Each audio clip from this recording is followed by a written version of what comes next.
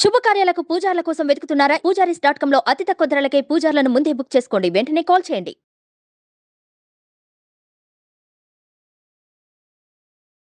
ఓం శ్రీ గురుభ్యో నమః.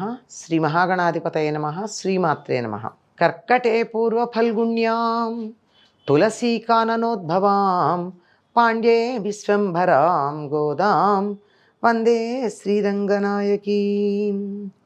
నీళాతుంగస్తనగిరితటీ సుప్తముద్బోధ్య కృష్ణం పారార్జ్యం స్వం శృతిశతశిరసిద్ధమధ్యాపయంతి స్వోచ్ఛిష్టాయాం స్రజినిగళితం యా బలాత్కృత్య భుంక్తే గోదా తస్యై నమైదమిదం భూయ ఏవాస్తు భూయః. శ్రీ భూనీలా సమేత గోదారంగనాథ స్వామినే నమః. உந்து மதகளித்தனோடாத தோல்வலியன் நந்தகோபாலன் மருமகளே நப்பின்னாய் கந்தம் கமழும் குழலி கடை திழவாய் வந்தெங்கும் கோழியளை தனகாள் மாதவி பந்தல் மேல் பல்கால் குயிலினங்கள் கூவினகான் வந்தார் விரவி உண்மை துணன் பேர்பாடச் செந்தாமரை கையால் சீரார் వళయ్యొలిప్ప వందు తిజవాయ్ మగిళందు ఏలోరెంబావాయ్. 18వ నాటి ప్రాతకాలంలో గోదాదేవి చెరులతో కలిసి నందగోపాలుని భవనానికి వెళ్ళింది. ఎందుకని? వీరు చేసిన ప్రయత్నం అంతా ఆ భవనంలో ఉన్నటువంటి శ్రీకృష్ణుణ్ణి దర్శించుకోవడం కోసమే కదా.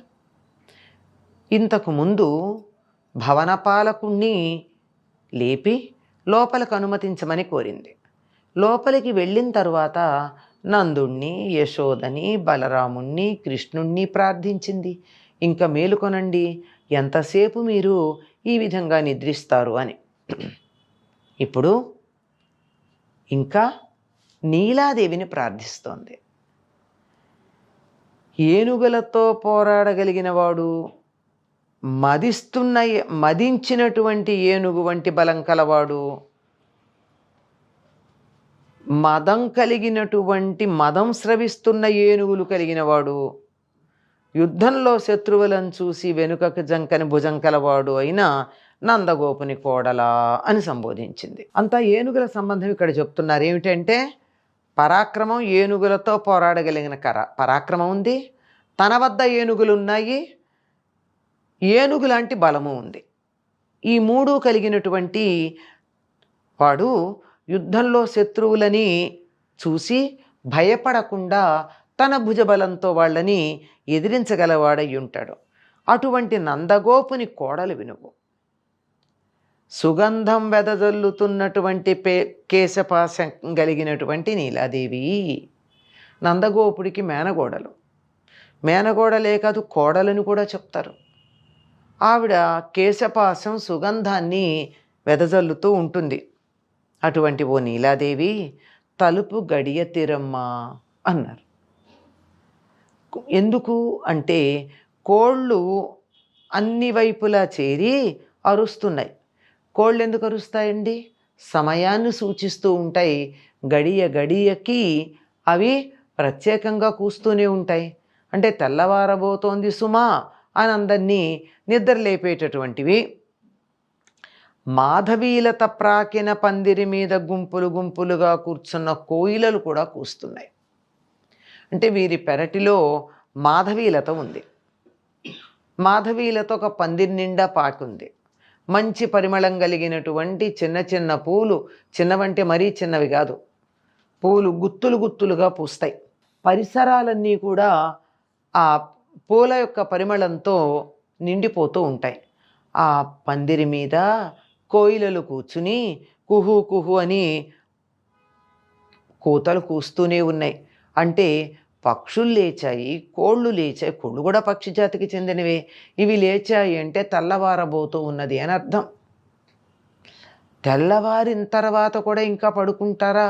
పడుకోకూడదు కదా. మేము ఈ సమయానికి వచ్చేసాం. కోడి కూసే సమయానికి చేరుకున్నారండి నందగోపుడి భవనానికి వీళ్ళంతా.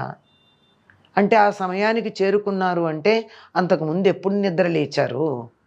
ఎప్పుడు తమ నిత్య నైమిత్తిక క్రియలన్నింటినీ పూర్తి చేసుకున్నారు. అర్థం చేసుకోవాలి, అనుకున్నటువంటి పనిని సాధించాలంటే సమయము తప్పనిసరిగా పాటించాలి. బద్ధకించటం అన్నది కూడదు. తెల్లవారబోతూ ఉన్నది అనడానికి సూచనగా కోళ్ళు కూస్తూ ఉన్నాయి. మాధవీలత మీద కోయిలలు కూడా సిద్ధంగా ఉన్నాయి, ఇంకా ఆహార సముపార్జనకి బయలుదేరి వెళ్ళాలి అని. అందువల్ల తెల్లవారింది అని నువ్వు గుర్తు చేసుకో. మేమేమీ నిన్ను మభ్యపెట్టడానికి రాలేదు. తెల్లవారింది అనడానికి సూచనగా ఇదిగో ఇవన్నీ వినపడుతున్నాయి. నీకు వినపడుతూనే ఉండాలి ఈ పాటికి కోడి కూతలును కోకిలల కూతలును. నువ్వు బంతి చేతిలో పట్టుకుని ఉన్నావు. మీ భావగుణాలని కీర్తించటానికి వచ్చాం మేము. బంతి చేతిలో పట్టుకోవడం ఏమిటి? ముందు రోజు రాత్రి కృష్ణుడు తాను బంతి ఆట ఆడుకున్నారు. ఏం బంతి? పూలతో తయారు చేసినటువంటి బంతి. ఆ పూ బంతిని చేతితో పట్టుకుని ఉన్నావు నువ్వు. ఆడి ఆడి అలసిపోయి ఆ చేతిలో బంతి అట్లా పట్టుకుని నువ్వు నిద్రపోయావు సుమా. మీ భావగుణాలని కీర్తించటానికి మేము వచ్చాము. అందువల్ల సంతోషంగా లేచి నడిచొచ్చి ఎర్రతామర పూలని పోలినటువంటి నీ చేతితో అందమైన చేతి కంకణాలు గల్లు గల్లుమంటూ ఉండగా వచ్చి తలుపు తెరు. ఎలా ఉందిట ఆవిడ చేతులు? ఎర్రతామర పూలల్లాగా ఉన్నాయి. ఎందుకని? అరచేతులు ఎర్రగా ఉన్నాయి.